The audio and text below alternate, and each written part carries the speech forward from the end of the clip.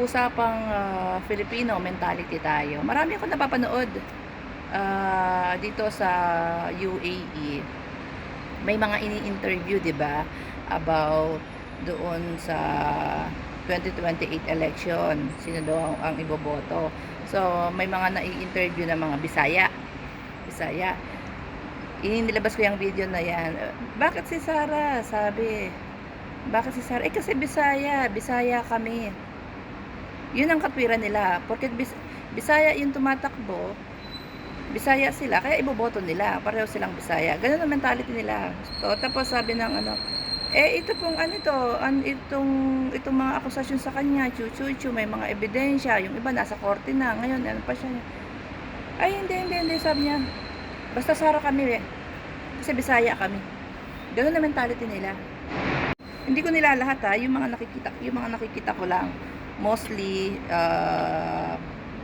in general, karamihan po, karamihan, ang mentality ng tao, kung saan pag Bisaya yung tatakbo, Bisaya kasi proud daw sila, Bisaya, kahit nangungurakot. Pag-usapan po natin ang Kapampangan.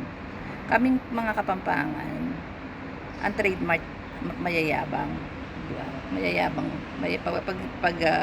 pag sinabi mong Kapampangan mayabang, hindi po sa forma, kasi sino ba naman sa forma, hindi ko pwedeng sabihin na mayabang ang isang tao nang dahil sa forma, kasi lahat po tayo gusto nating maging presentable sa paningin ng mga tao. Syempre kahit saan ka pumunta, kapag ang itsura mo dugyot, kapag ang itsura mo is mukha kang walang pera, ay nako, ignore ka nila niyan, na baka alipustahin ka pa. So importante po talaga sa mga Kapampangan yung presentable ka. Hindi ko masasabing kayabangan yung yung pananamit, kailangan lagi kang maayos.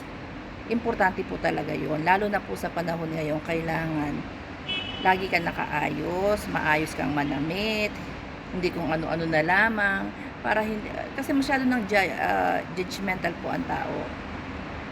Pero pagdating sa kwentuhan, talagang may pagkamayabang po talaga. May pagkamayabang po talaga ang mga Kapampangan. Pag sinabi mo kasing mayabang, yung angkin ng angkin ba, ako gumastos, ako lahat, ako nagtaguyod, ako nagpatapos, meron ako ng ganito kahit wala naman. Kahit sasabihin siya lahat ang gumastos, yung pala, ambag lang yung sa kanya. Mga tipong gano'n, yun po yung tinatawag natin kayabangan. Pero sa pananamit, hindi. So, ayun, magbalik tayo nga dito sa mentality itong mga nai-interview na Bisaya, na porke daw Bisaya, iboboto na nila kasi Bisaya sila. Kami po hindi. Si Arroyo nga Kapampangan, di ba? Nung una, oo, gusto namin kasi Kapampangan, proud kami. Proud kami na merong isang Kapampangan na naging president, magiging presidente that time, di ba? Pero nung lumabas na po yung mga kalokohan, ay hindi pwede. Hindi na kami proud. Kinahihiya na po namin. Ganun yung mentality ng mga Kapampangan. Proud kami kasi Kapampangan ka, nagbibigay ka ng karangalan. Pero kung nagbibigay ka ng kahihiyan as Kapampangan, ikahihiya ka namin, itinatakwil ka namin. Ganyan po kami nag-isip. In general majority pala in general. Majority po ng Kapampangan ganyan mag-isip. Yes, proud kami Kapampangan ka, pero during your service, makikita namin may ginagawa kang kalokohan. Hindi ka namin ito tolerate. Instead na ikarangal ka namin, ikakahiya ka namin. Itakwil ka pa namin. Kaya nga po, itong si Gloria Arroyo, marami pong may galit dyan na Kapampangan. Ayaw namin yan. Lumulusot lang po yan kasi close sila ni Garci sa Comelec. Nagtataka nga kami, bakit laging nakakalusot po yan?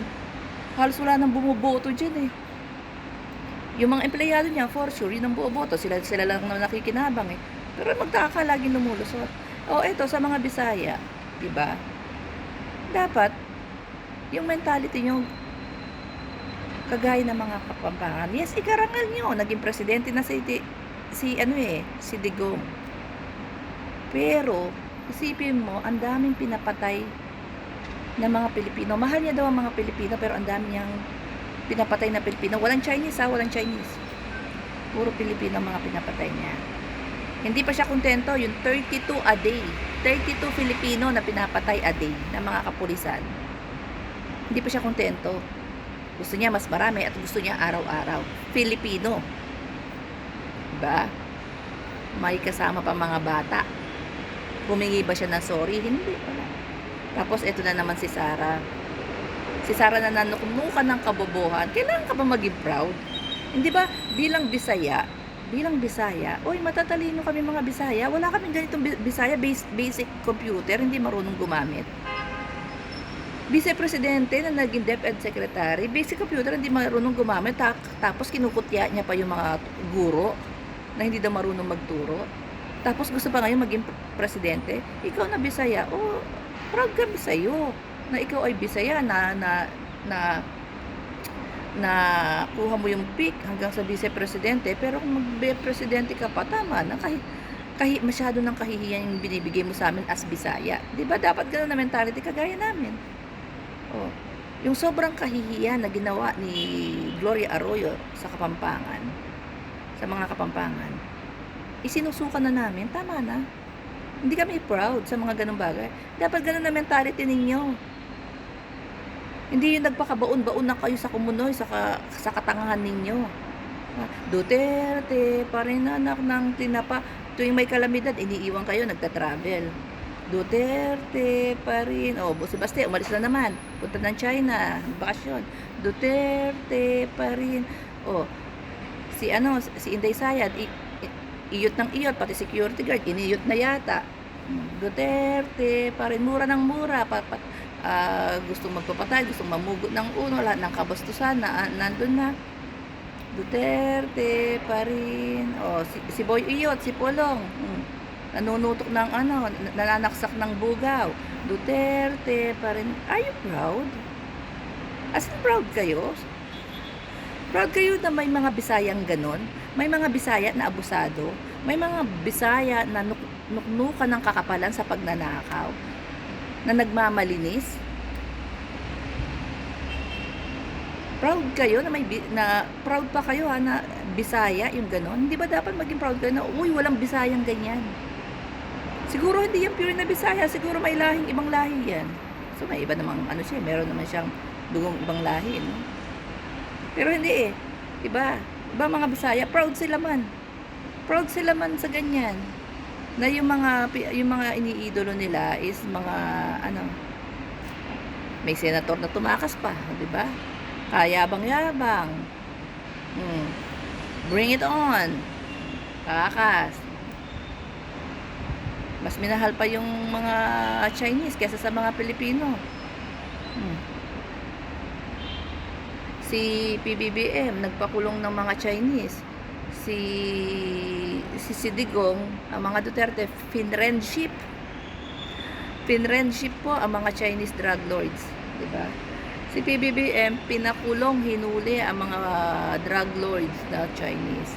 Samantalang ang mga Duterte, finrendship po ang mga drug lords na Chinese, at binigyan pa ng pwesto sa Malacanang, sa iba't ibang ahensya ng gobyerno. Isipin nyo, sa Coast Guard, maglagay ka sa Coast Guard, maglagay ka ba naman ng Chinese general sa Coast Guard natin, tapos i-under nila yung mga Philippine Coast Guard natin.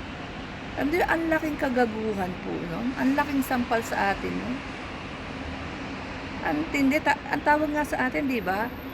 Philippine siya. Ano ba yun yung napanood ko na isang female basketball yata, or female volleyball, nanalo yung Pilipinas.